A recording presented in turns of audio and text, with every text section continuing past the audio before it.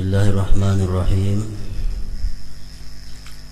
Alhamdulillahilladzi ghamara al-ibada biladhaifi wa ammara qulubahum bi anwarid dini wa wadhaifi allati tanzilu an arsil jalali ila sama'id dunya min darajatir rahmati ihda awatifi فارق الملوك مع التفرد بالجلال والكبرياء بترغيب الخلق بالسؤال والدعاء وقال هل من داء فأستجيب له وهل من مستغفر فأغفر له وباين السلاطين بفتح الباب ورفع الحجاب فرخص للعباد في المناجاة بالصلوات كيفما تقلب بهم الحالات بالجماعة والخلوات ولم يقتصر على الرخصة بل تلطف بالترغيب والدعوة وغيره من ضعفاء الملوك لا يسمعه بالخلوة إلا بعد تقديم الهدية والرشوة فسبحانه ما أعظم شأنه وأقوى سلطانه وأتم لطفه وأعم إحسانه والصلاة على محمد نبيه المصطفى ووليه المجتبى وعلى آله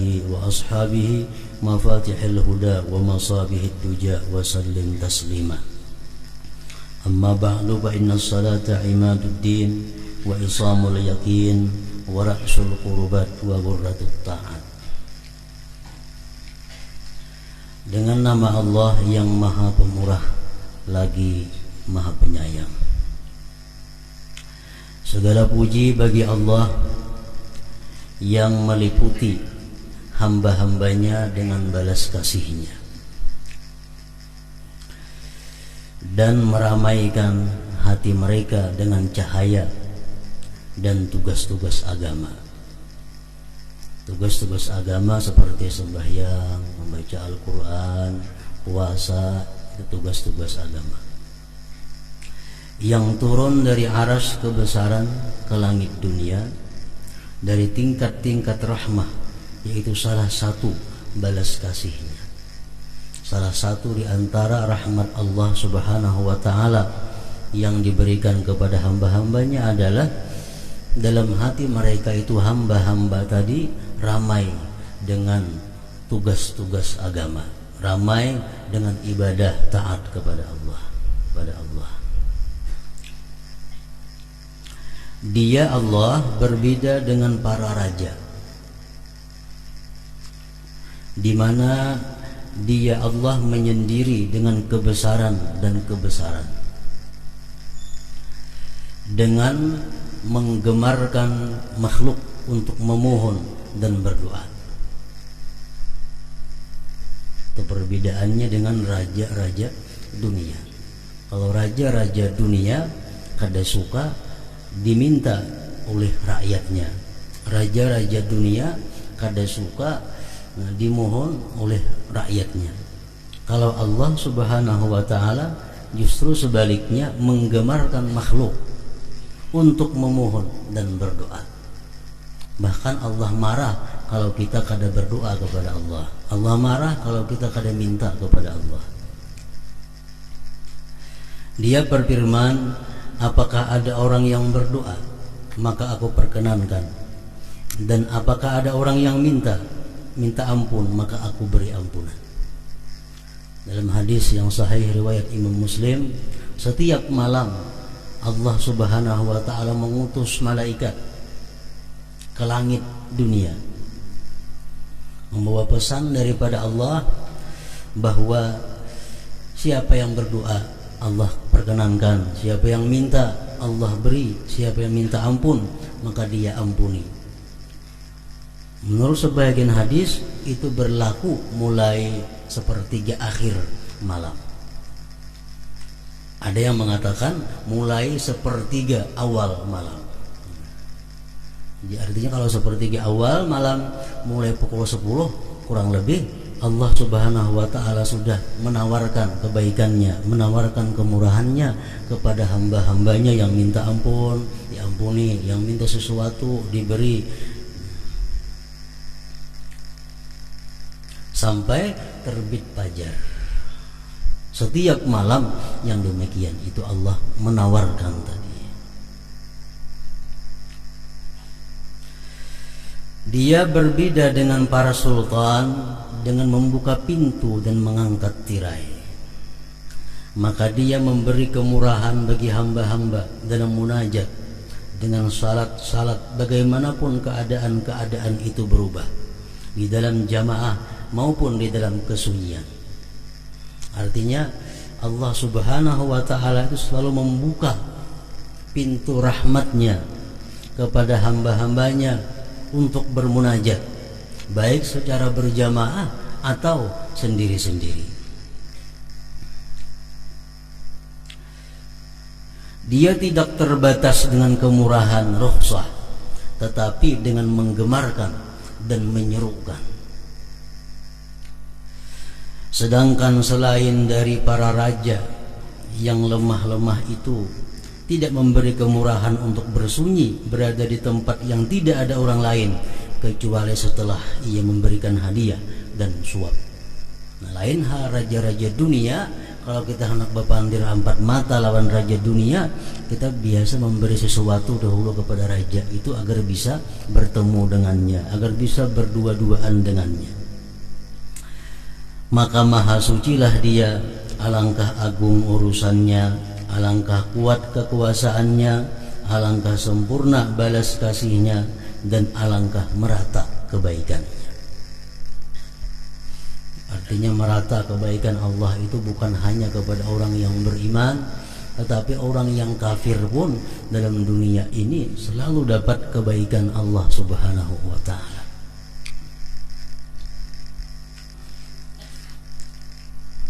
Semoga rahmat Allah dilimpahkan atas Muhammad nabinya yang terpilih dan kekasihnya yang terpilih, dan semoga atas keluarga dan sahabatnya, yaitu kunci-kunci petunjuk dan pelita-pelita kegelapan. Dan semoga Allah melimpahkan kesejahteraan dengan sebenar-benar kesejahteraan atas mereka itu. Adapun sesudah itu maka salat adalah tiang agama. Salat imaduddin, tiangnya agama. Jadi artinya kalau orang itu tidak salat berarti dia tidak beragama. La salat, la dina liman la salatalah. Tidak ada agama bagi orang yang tidak sembahyang. Tali keyakinan, modal pendekatan diri kepada Allah, dan sebesar-besar ketaatan. Kami telah menjelajahinya dalam pak fikih pada mazhab yang luas, sedang dan ringkas, pokok-pokok dan cabang-cabangnya, dengan berpaling dari perhatian yang banyak kepada cabang-cabangnya yang jarang dan peristiwa-peristiwanya yang menyimpang, agar menjadi perbendaharaan bagi mufti orang yang berfatwa daripadanya. Ia mencari pertolongan dan pegangan untuk berlindung dan kembali. Jadi artinya ujar Imam Ghazali, kitab yang khususun ini adalah hasil daripada penjelajahan kitab-kitab berbagai mazhab yang luas, baik ringkas, yang luas, yang sedang, dan sidin muat dalam kitab ini pokok-pokok dan cabang-cabang yang berkaitan dengan sembahyang. Dan beliau kadang memuat kepada masalah-masalah yang jarang terjadi, itu kada sidin buat. Nah, supaya kitab ini bisa menjadi pedoman, kitab ini menjadi perbendaharaan bagi orang yang berfatwa. Pada kitab ini kami menunjukkan apa yang mesti bagi orang yang berkemauan murid, yakni amal-amal zahir dan rahasia-rahasia yang batin, dan membuka secara rinci makna-maknanya yang tersembunyi mengenai pengertian khusyuk, ikhlas, dan niat, yaitu sesuatu yang tidak biasa berlaku dalam bab fikih. Kami susun kitab ini atas 7 bab, yaitu bab pertama mengenai keutamaan salat, bab kedua mengenai pengutamaan amal-amal yang zahir dari salat, bab ketiga mengenai pengutamaan amal-amal yang batin dari salat, bab keempat mengenai keimaman dan kemakmuman, bab kelima mengenai salat Jumat dan adab-adabnya, bab keenam mengenai masalah-masalah yang bermacam-macam yang menjadi musibah yang merata, di mana orang yang berkemauan perlu untuk mengetahuinya. Bab ketujuh mengenai sunat-sunat dan lainnya.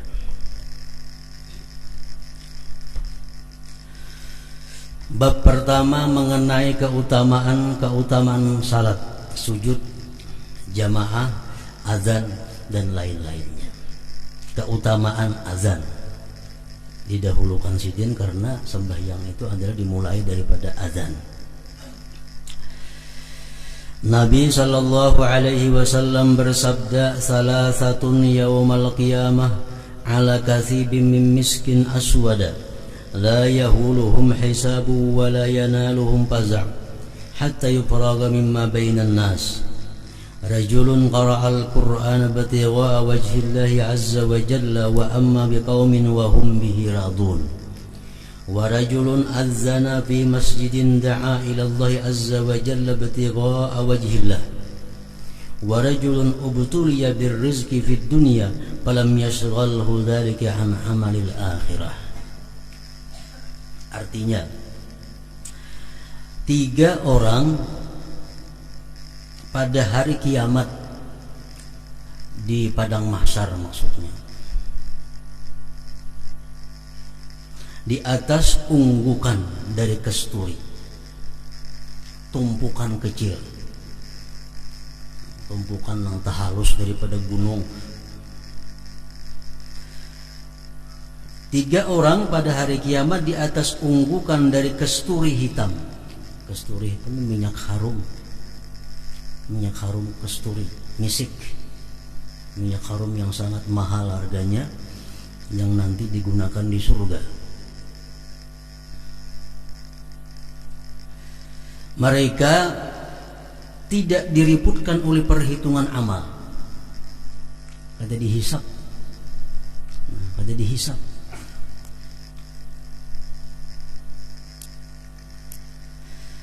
Dan mereka tidak dilanda keterkejutan.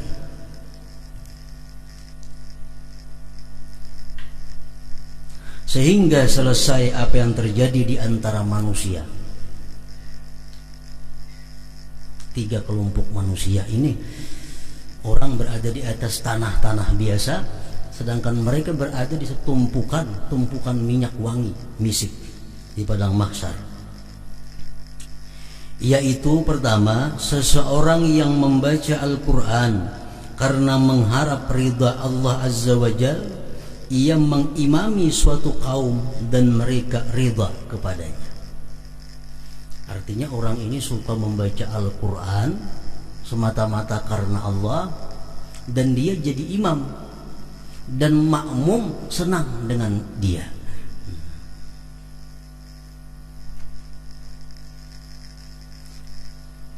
Gawiannya membaca Quran, masjid jadi imam, jamaah suka. Nah, itu kelompok yang pertama. Kalau jamaahnya kada ketujuh, nah itu lain lagi kisahnya. Maksudnya jamaah ketujuh itu mu'zamuhum, sebagian besar.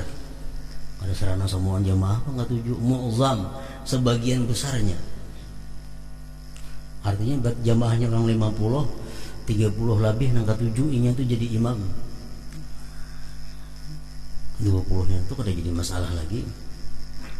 Nah, kalau sebagian besar orang kada ketujuh inya jadi imam, nah ini dilaknat oleh Allah Subhanahu wa taala. Hadis menyatakan, salah satu la'anahumullah, 3 orang yang dilaknat oleh Allah. 1, man taqaddama qauman wa hum lahu karihun, Orang yang jadi imam padahal makmum tidak senang. Anak ketujuh tampil, anak ketujuh jadi imam padahal orang kada ketujuh. Banyak kada ketujuhnya pada anak ketujuh. Nah ini laknat oleh Allah Subhanahu wa ta'ala. Ada hadis lain yang mengatakan ayyuma rajulin amma qauman wa hum lahu karihun lam tujawiz salatuhu udhunai. Rawahu Ibnu Khuzaimah. Siapa-siapa yang jadi kaum sedangkan makmum tidak senang, maka sembahyangnya si imam itu tidak terangkat daripada atas telinganya. Artinya kada diterima oleh Allah Subhanahu wa ta'ala. Kalau makmum Pak, makmum kada ada gangguan, makmumnya kada ada masalah, tetap sembahyangnya baik. Nah, yang dimaksud dalam bab kita ini adalah orang yang membaca Quran karena Allah dan jadi imam, orang senang.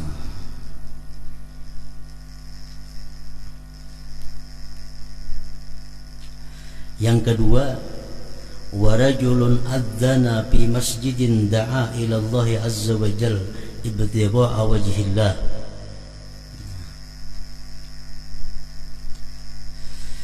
Yang kedua, seseorang yang azan di masjid, ia menyeru kepada Allah azza wa jalla karena mencari keridaan Allah. Jadi inya azan di masjid itu semata-mata karena Allah, kada ada harapan untuk mendapatkan dunia, kada ada harapan untuk mendapatkan honor, untuk mendapatkan gaji, semata-mata karena Allah.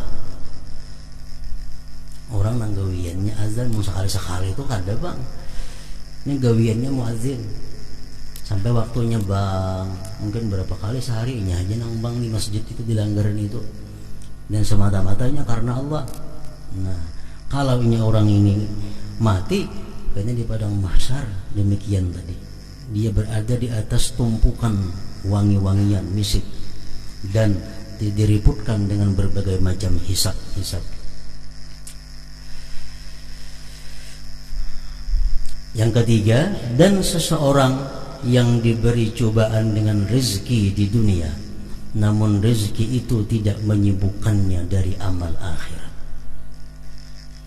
Orangnya hidup fakir, hidupnya serba kekurangan, namun sembahyang berjamaahnya kada pernah alfa, sembahyang sunatnya kada alfa, menuntut ilmunya kada alfa, selalu aktif. Padahal orangnya rezekinya serba kekurangan. Nah, atau termasuk juga orang yang rezekinya serba kelebihan, banyak berisi dagangan, banyak berisi toko, banyak berisi perusahaan macam-macam, tapi sembahyang berjamaahnya kada ketinggalan, sembahyang sunatnya kada ketinggalan, menuntut ilmunya kada ketinggalan. Nah, ini orang nanti di akhirat kaina berada di tumpukan wangi-wangian tadi. Jadi sambil menunggu Allah menghitung makhluk, sambil menunggu Allah menghisap manusia, dia berada di tempat wangi-wangian, nah, tanpa diriputkan dengan hisap tadi. Dan seseorang yang diberi cobaan dengan rezeki di dunia, namun rezeki itu tidak menyibukkannya dari amal akhirat.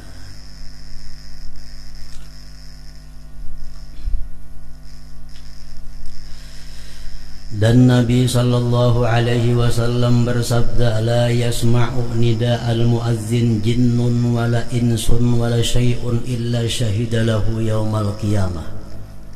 Artinya tidaklah jin, manusia dan sesuatu mendengar panggilan muazzin melainkan mereka itu bersaksi baginya muazzin pada hari kiamat. Kita pernah mendengar si fulan itu bang, kita pernah mendengar si fulan itu azan. Nanti kita di akhirat kita bersaksi menguntungkan dia, menguntungkan si muazzin itu. Makin banyak orang yang mendengar azan seseorang itu, makin banyak nanti saksi kebaikannya di akhirat. Hadis riwayat Bukhari dan Abu Sa'id.